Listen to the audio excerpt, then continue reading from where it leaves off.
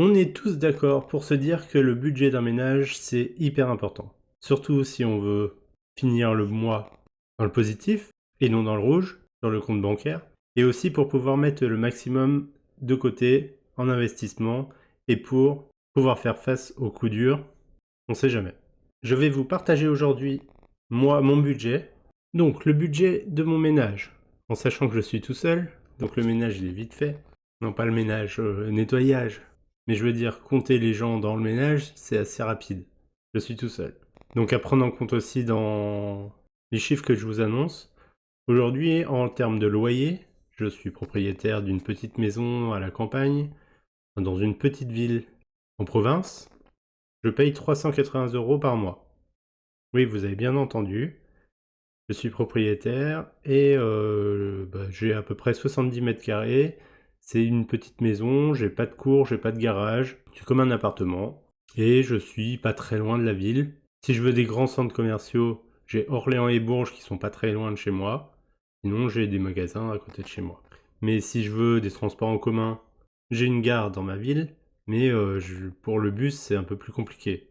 Obligatoirement, j'ai une voiture et donc un budget transport plus conséquent, mais d'un autre côté, j'utilise pas les transports en commun non plus.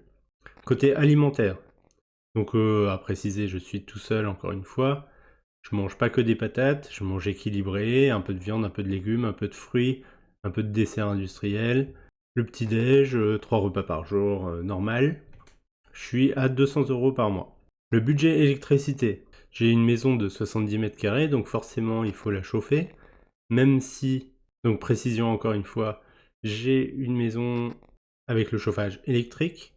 Elle est un petit peu isolée, mais voilà, ça reste une maison, donc il faut chauffer. Je suis à environ 133 € par mois de chauffage. Enfin, de budget chauffage, ballon d'eau chaude, eau chaude, en sachant que je chauffe aux alentours de 20 degrés. L'hiver. À ça se rajoute l'eau. L'eau, on est à une vingtaine d'euros par mois. Je sais pas précisément parce qu'il me facture tous les 6 mois, il me semble. Ensuite, j'ai le budget téléphonie, internet, donc là on est sur du 50 €. Donc à peu près 25 € par mois téléphone, 25 € par mois internet. Donc classique, il faut bien télécommuniquer. Télécommuniquer, il faut bien communiquer. Donc comme je vous disais tout à l'heure, en termes de transport, j'utilise beaucoup ma voiture. Donc mon budget transport se compte beaucoup en plein d'essence. Alors ça fluctue en fonction des mois, des années, forcément. On a des années qui coûtent plus cher en essence que d'autres. Mon bilan carbone, il est clairement pas super bon. Donc je suis en budget essence lissé sur l'année. Je suis environ à 270 € par mois. Oui, oui, vous avez bien entendu. Mais du coup, loyer moins cher se compense par consommation de carburant plus élevée. Parce que pour aller voir mes amis, pour aller voir ma famille, j'utilise ma voiture, quoi. Et donc, face à ça, on a un budget assurance qui est un peu plus élevé aussi. J'ai pas une super Ferrari, une Bentley ou une BMW dernier cri, mais voilà, faut compter l'assurance de la voiture, l'assurance de la maison, ma responsabilité civile. Je suis à peu près à 100-104 € par mois d'assurance. En sachant là aussi que si on veut limiter les coûts, moi je suis assuré en tout risque sur ma voiture.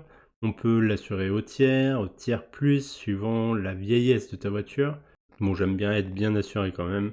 C'est important, on sait jamais. Ça reste du matériel. Mais si on nous la vole, on nous la casse, mieux vaut être mieux assuré. En termes de loisirs, maintenant, j'ai compté une fourchette globale à 260 € par mois. Ceci comprend du coup un petit peu de resto, un petit peu de sortie avec les amis, des bars. Je suis pas un grand fan de concerts, de grandes sorties, de grands périples, de grands voyages à l'international. Mais voilà, je fais assez souvent des vacances, des voyages, et ça je le compte dans l'enveloppe loisirs. Au même titre que l'achat de vêtements, l'achat de cadeaux pour les proches, c'est global dans cette enveloppe. En avant-dernier, nous avons l'enveloppe abonnement. Donc moi, j'ai pas beaucoup d'abonnements. En termes de loisirs, j'habite à la campagne, du coup, j'aime bien faire un petit tour de vélo, un petit tour à pied, aller dans la forêt, aller voir la famille. mais du coup, c'est pas ce qui me coûte le plus cher. En termes d'abonnement, j'ai du coup mon abonnement obligatoire à la banque et un abonnement à Canal+, partagé avec un ami.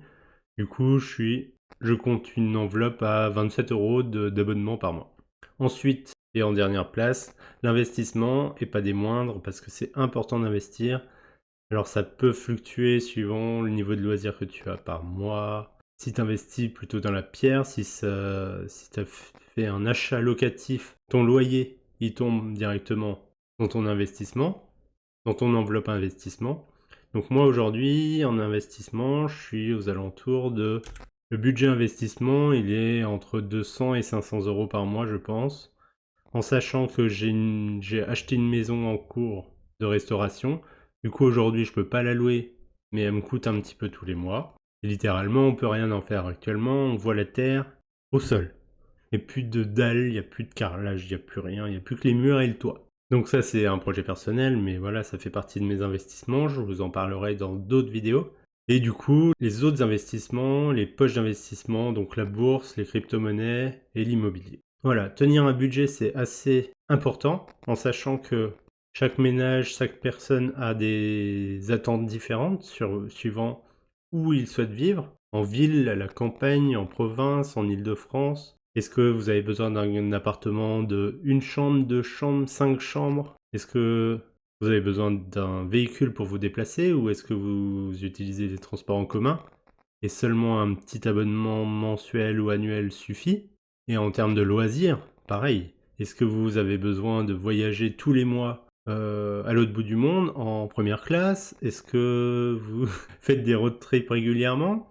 Ou est-ce que vous êtes hyper passionné par les voitures et votre budget voiture il est à 500, 1000 € et du coup ça compense sur la partie investissement parce que vous n'avez pas d'investissement, mais vos voitures peuvent vous rapporter un petit peu d'argent en les louant, en achetant des voitures de collection par exemple, suivant vos loisirs et passions. Dites-moi en commentaire, vous, votre loyer, combien il est? Dans quelle ville vous habitez? Dans quelle région? Est-ce que vous trouvez que mon loyer est cher? Est-ce que vous trouvez que je paye trop cher une des catégories que je vous ai annoncées? Et est-ce que l'un ou l'une d'entre vous serait prêt à venir faire une colocation en province avec moi pour diviser les coûts par deux? Non mais c'est quoi cette proposition là? Je sais pas moi. Je demande. Et n'oubliez pas, dans la description de la vidéo, je vous ai laissé mon petit guide sur la finance personnelle, comment investir, comment faire son budget. Voilà, c'est les bases. Vous pouvez le télécharger. N'hésitez pas à mettre un petit pouce bleu sous la vidéo si vous avez aimé la vidéo. Dites-moi en commentaire si vous souhaitez des sujets particuliers sur l'investissement. Et je vous dis à bientôt dans une prochaine vidéo. Ciao!